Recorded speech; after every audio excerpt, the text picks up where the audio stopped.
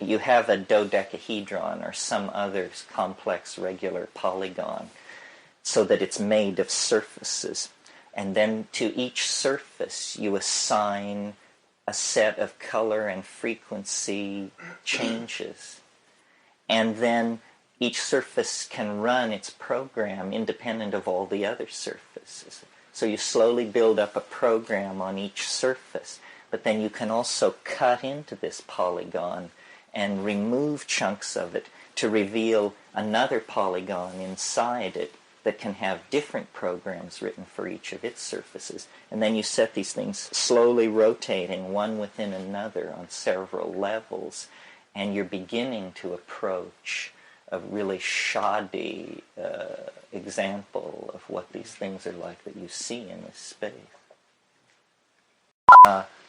The linking together is through the evolution of language, and we've never, ever attempted to engineer language. We've always let it just grow like topsy, not realizing that certain language habits are very toxic.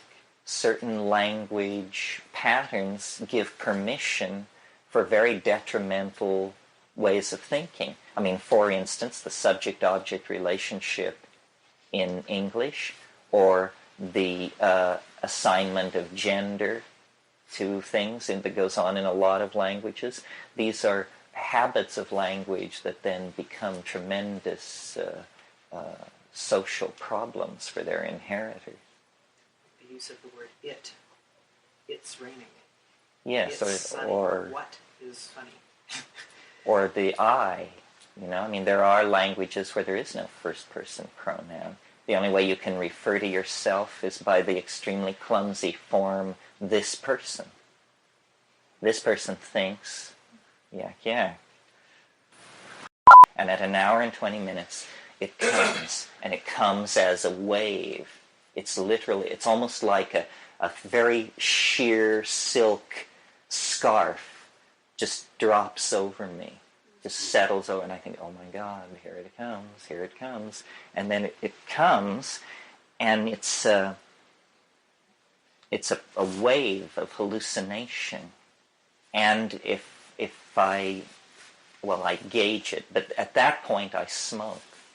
And something about the cannabis synergy meeting the psilocybin, I mean, it is spectacular. I mean, you think that everybody from Vancouver to Tijuana must have just thrown themselves on the ground as this thing. I mean, it feels like the sun exploded. It feels like you're watching through 11 feet of quartz crystal a hydrogen furnace on the other side. You cannot believe the release of energy. It's like a siren comes on, a siren which you hear and feel, a siren which shakes your body and the building that you're in and everything else. And then it just, pushes you out into, who knows, long periods of time where not a word of it will ever be reported to any other human being. I mean, you see things that nobody has ever seen and will ever see again. You're into it, and it's an infinite matrix in all directions, and it means something. It doesn't just look pretty, it's playing on the harp of your soul with the emotional overtones. Yeah.